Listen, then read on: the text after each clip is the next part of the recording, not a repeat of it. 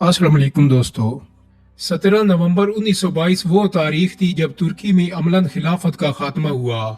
इसके सिर्फ 3 दिन बाद 20 नवंबर हमारी तारीख का वो स्याह दिन था जब इस्लाम के नाम से एलर्जिक दुश्मनों ने इसे मलिया मेट करने के लिए लोजान कॉन्फ्रेंस मुनक्किद की। माजूल किया जाने वाला खलीफा वहीदुद्दीन तुर्की का आखिरी बा इख्तियार खलीफा था। जुलाई 1918 में जब वो मसनद खिलाफत पर बैठा तो उसकी उम्र 59 साल हो चुकी थी। उस वक्त जंगी अजीम अव्वल के आखिरी लम्हात थे। इस नए कुर्सी नशीन की आंखों के सामने तुर्की दम तोड़ रहा था। जंगी अजीम का हौलनाक अंजाम सामने था। तुर्की के वाहिद इत्तेहादी जर्मनी को शिकस्त हो गई थी। अरब, शाम और इराक हाथों से निकल चुके थे। शुमाली शाम और जनूबी तुर्की पर फ्रांस की फौजें काबिज हो गई थी। इस्तांबुल और अनातोलिया के कुछ इजला के सिवा कुछ भी नहीं बचा था। तुर्की के पास हथियार डालने के सिवा कोई चारा ना था। 30 अक्टूबर 1918 को आर्जी जंग बंदी तय हो गई। ऐसे में बरतानवी जनरल लेबनी इस्तांबुल पहुंचा और खलीफा वहीदुद्दीन से गुफ्तगू के दौरान तुर्क फौज के जर्नैल मुस्तफा कमाल पर एतमाद का इजहार करते हुए मुतालबा किया कि 6ठी आर्मी कोर की कमान मुस्तफा कमाल को दी जाए। खलीफा के सामने उस वक्त सबसे बड़ी आजमाइश किसी तरह तुर्की को बचाना था, जिसके अहम तरीन सैली नुकात हत्या के दारुल खिलाफा पर भी इत्तेहादी अफवाज खड़ी थी।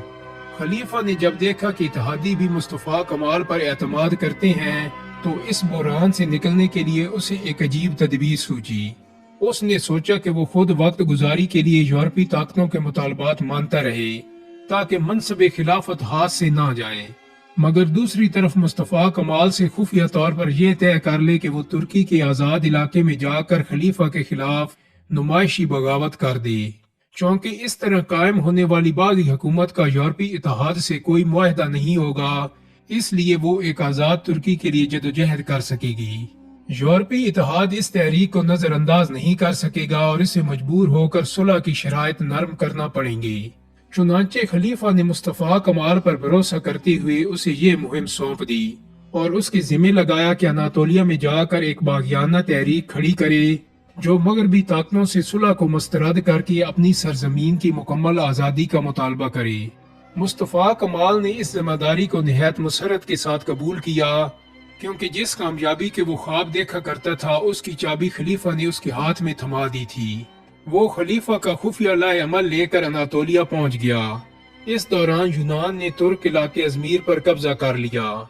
ये इतला मिलते ही कमाल ने तुर्क जवानों को जमा करके एक करारदाद पास करते हुए ऐलान किया कि तुर्क अवाम गैर मुल्की तसल्लुत बर्दाश्त नहीं करेंगे। मगरबी ताकतों से ये हकीकत मख्फी ना रही कि मुस्तफा कमाल को खलीफा ने किस मकसद के लिए अनातोलिया भेजा है। उन्होंने ऐसा अजीब खेल खेला कि खलीफा की चाल उल्टी पड़ गई। इस सिलसिले में बरतानिया ने ये हिकमत अमली तय की कि मुस्तफा कमाल को हकीकतन बागी बना दिया जाए और इस बगावत को कामयाब करने के लिए ऐसे इकदामात किए जाए जिनसे खलीफा की इत्तेहादियों के सामने आजिज़ी और बेबसी जाहिर हो, जबकि यूरोपी ताकतों की तरफ से मुस्तफा कमाल की मुखालफत की जाए ताकि कमाल की जुर्रत और वसालत का तअस्सुर नुमाया हो जाए। चुनांचे यूरोपी इत्तेहाद ने अनातोलिया में मुस्तफा कमाल के तकर्रर पर नाराजगी का इजहार किया और मुतालबा किया कि उसके इख्तियार सल्ब करके उसे इस्तांबुल वापस बुलाया जाए। उधर मुस्तफा कमाल हकीकतन इस काबिल हो गया था कि सचमुच खलीफा का तख्ता उलट सके। उसने कौम को पैगाम दिया कि अवाम पर और फौज पर यह फर्ज है कि वो सल्तनत उस्मानिया, उस्मानी सुल्तान और खलीफा के खिलाफ बगावत का परचम बुलंद कर दे। खलीफा ने कमाल की गिरफ्तारी के अहकाम जारी किए, मगर उस पर काबू पाना अब नामुमकिन हो चुका था। इस तरह एक ही वक्त में एक मुमलिकत में दो हुकूमतें वजूद में आ गईं।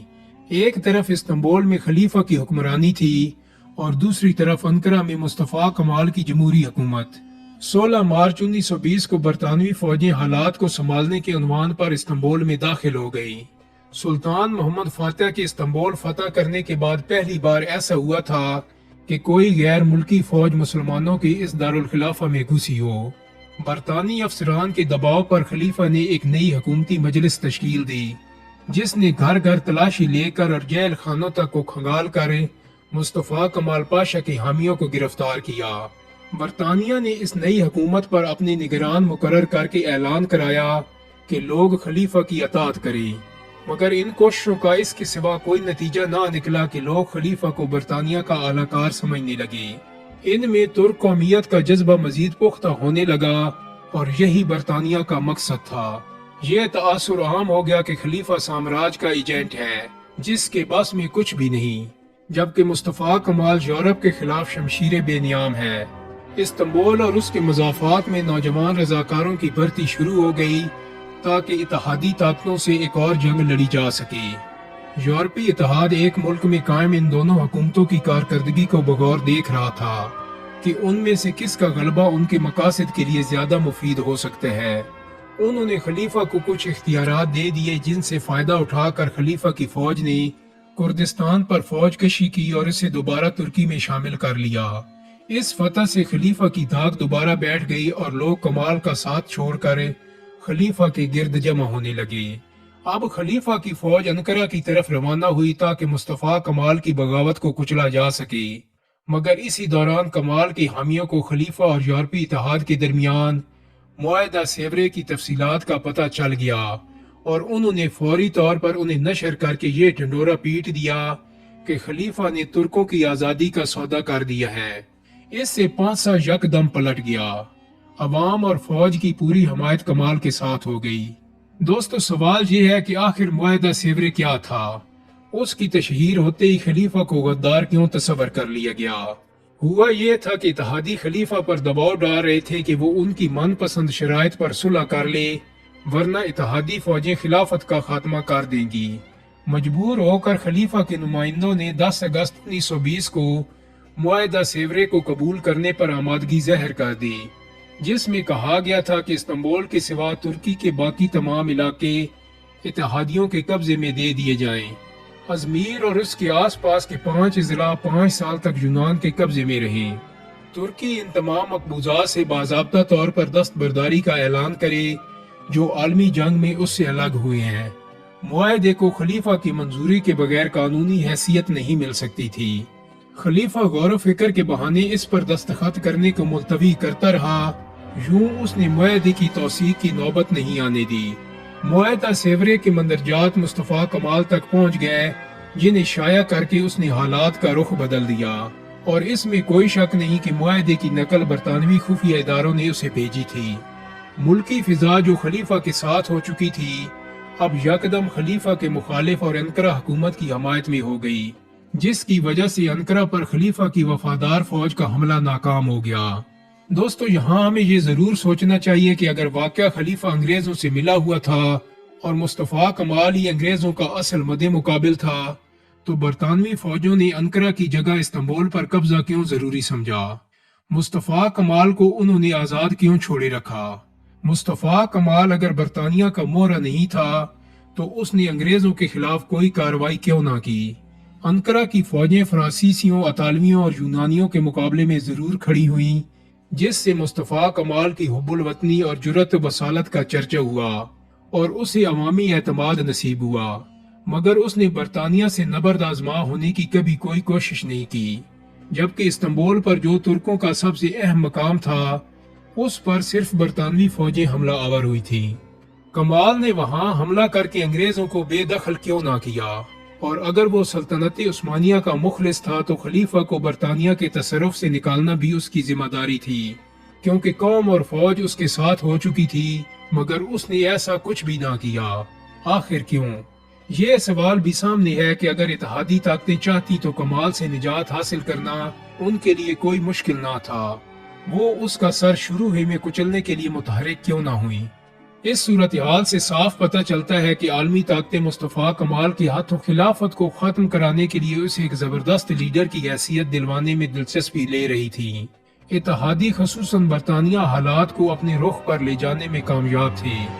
कमाल की मकबूलियत और अरूज से उन्हें जरा बराबर नुकसान ना हुआ, बल्कि उनके मतालिब की राह आसान हो गई।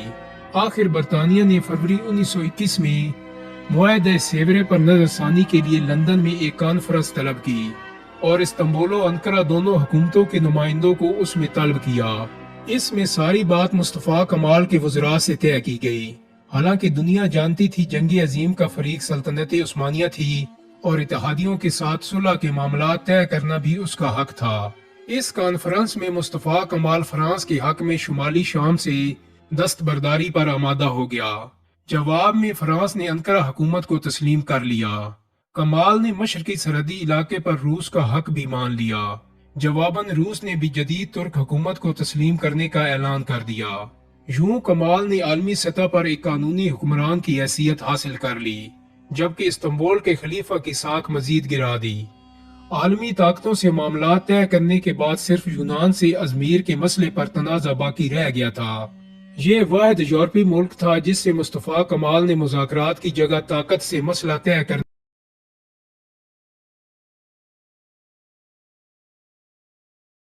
دیکھا جائے تو یہ اتنا مشکل بھی نہ تھا، کیونکہ یونان ایک چھوٹی طاقت تھا جو عالمی جنگ میں بھی اتحادیوں کی مدد ہی سے کچھ کامیابیاں حاصل کر پایا تھا۔